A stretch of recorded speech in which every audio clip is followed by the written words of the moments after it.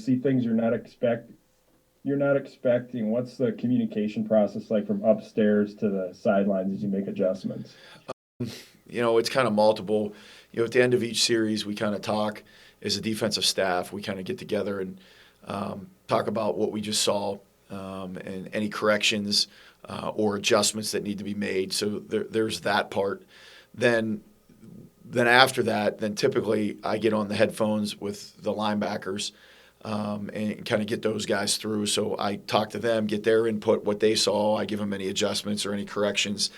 While that's going on, the position coaches kind of get with their guys and get things talked about there. And then if anything needs to be kind of pulled together as a whole unit, those guys will get pulled together. Coach Haynes or Coach Collins handle those based on what we're getting adjusted and then kind of go from there. So that's kind of how it generally works.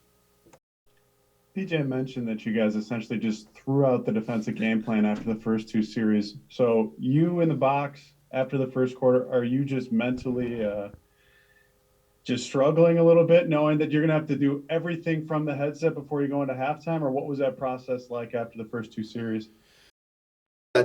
The reason that kind of happened is, each game you get a feel for the coordinator and how they call things. Well, there's things sometimes that make the coordinator change how they call things. One of them would be weather. If there's an extreme change in weather, whether it's wind or rain, those things maybe have a coordinator change things differently and call things differently. Last week it was a change at quarterback. And so the game was called differently than the other ones had been called with that quarterback. There was much more emphasis on the run game. There was emphasis on running it in maybe passing situations, which hadn't been truly an emphasis before. So kind of when that happens, you've got to kind of wipe your mind of any of the things from a tendency or tip standpoint and just kind of play as it unfolds and what is that game presenting to you. So then you just kind of take that information and you call it based off of what you're seeing in that game. You kind of get away from any tips or tendencies or maybe things that you had. So that's kind of just what we did. We have roles. We talk all the time because every week there's going to be what you call unscouted looks. So like there's going to be a new play, there's going to be a new route, there's going to be something that's new, just like we have things that are unscouted. And in those types of situations, you've got to rely on your rules and then any type of adaptions or changes or whatever to the game plan or to your rules and then go ahead and apply it. So, I've been doing it long enough where it's not, a surprise. It happens. You get the information, you get it communicated to the players, you get it communicated to the staff, and then you move forward. We went in at halftime. We had a lot of the adjustments already made. I think you go in at halftime, you kind of reiterate them, you make a few more, but then also you kind of give them the new tips. Hey, this is what we're seeing out of these formations, and these are the plays they're attempting to attack us with. And then you kind of get the guys familiarized with those, and then you kind of go out and play in the second half. Joe, you had a stretch from the second quarter to early in the fourth where 6 straight 3-and-outs and Nebraska had 16 yards on their 18 plays. What were the main things you attribute that to? What really stood out that caused that to happen? There's a variety of reasons. I think number one, as we already kind of touched on, we did make some adjustments and we called some things differently.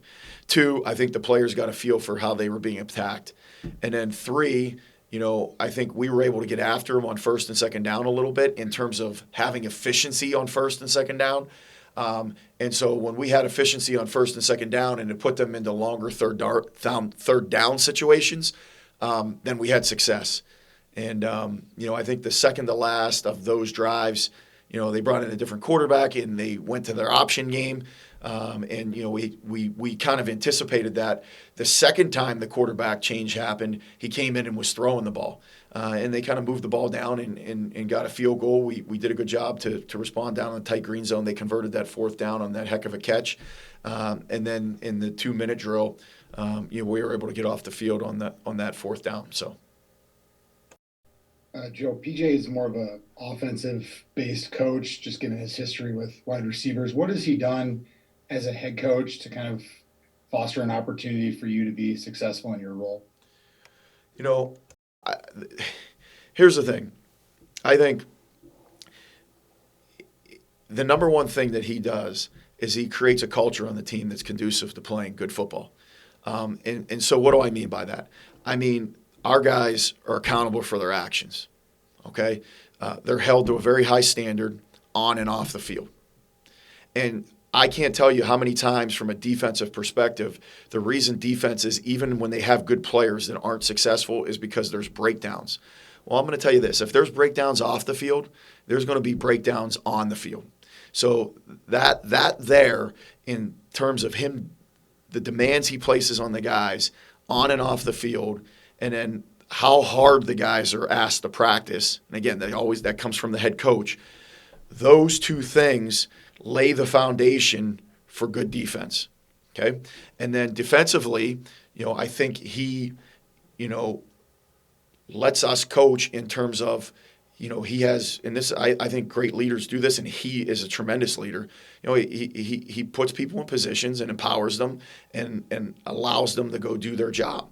Now, if we're not doing something up to the standard, he's going to let us know about it. Trust me, whether it's in a staff meeting or it's out on the field or it's one-on-one in your office. But for the most part, we have good coaches who do their jobs. And so he just fosters an environment for us to be able to do that. But again, the biggest thing to me is he holds the players to a high standard on and off the field. He makes sure that they practice hard. He holds the coaches to a high standard on and off the field and makes sure that we're giving our best. And then he allows us the freedom to from a coaching standpoint, from a schematic standpoint. But the thing that I would tell you is this: the schemes mean nothing if your guys don't play hard. The schemes mean nothing if you're not tough. The schemes mean nothing if your guys don't practice at a high level. So he does all of that allows the schemes to really come to life. Thanks.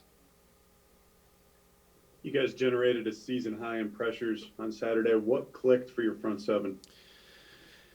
I think we got some edge guys that were able to get vertical and create some situations where the quarterback had to step up. But I thought our inside guys did a little bit better job of creating some push to the pocket so the quarterback couldn't step up.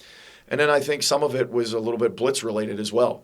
We sent some pressures and were able to they weren't always just free guy, okay, but what it did was it collapsed the pocket and got the quarterback off of his progression, and then we were able to get him on the ground. So it was really those three things.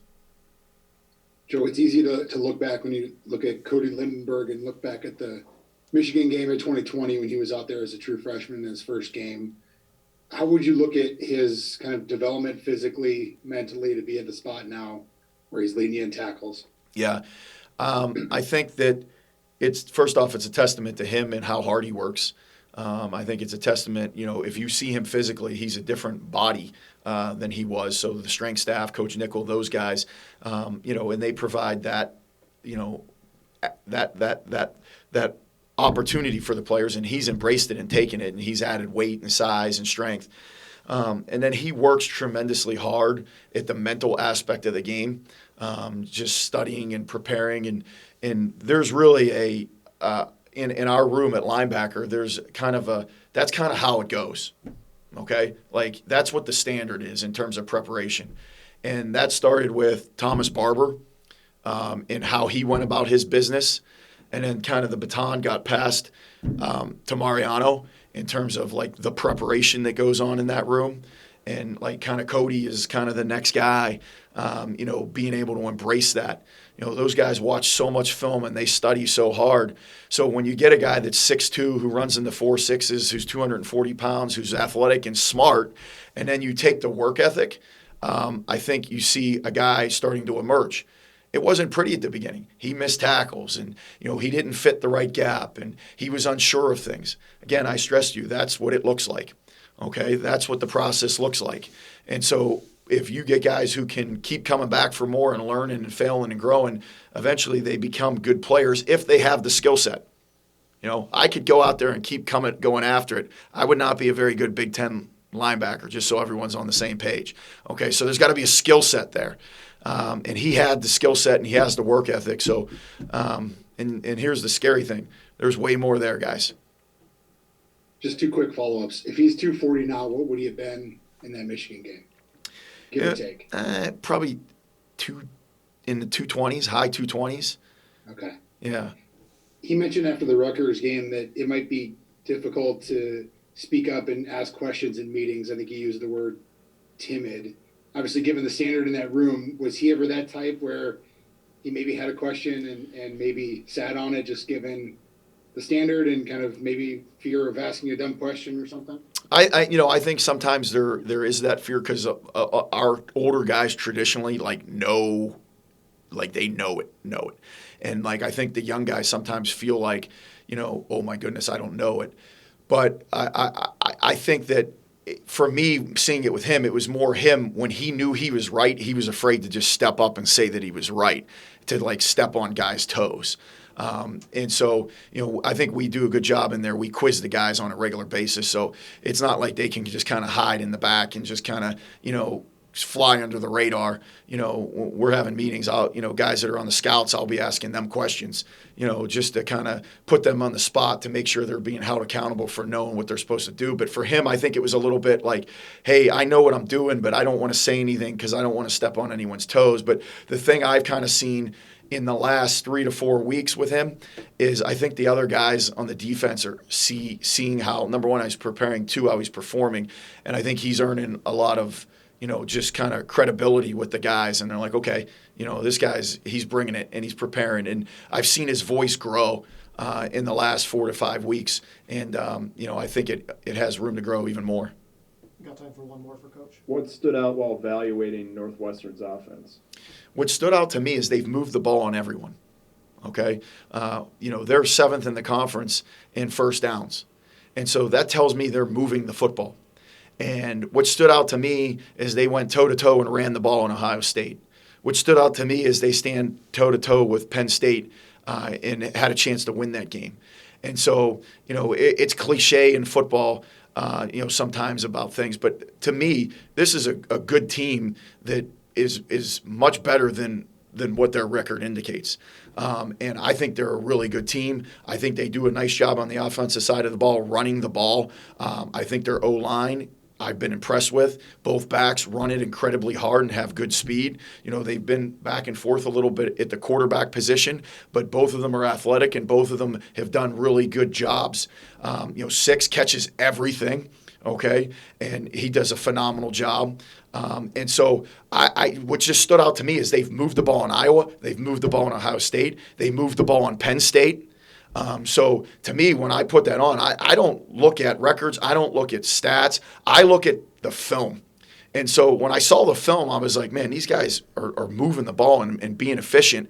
And that's when I did go to the stats and said, you know what, they're 7th in the conference in first downs. So that's the thing that's really been impressive to me. And I've communicated that to our guys, and they have tremendous respect for this program. I have a tremendous respect for this program and their culture and how they go about their business. In a lot of ways, they're similar to us. And so I think it's going to be a very hard-fought physical football game on Saturday. All right, thanks for joining us, Coach. Thanks, guys.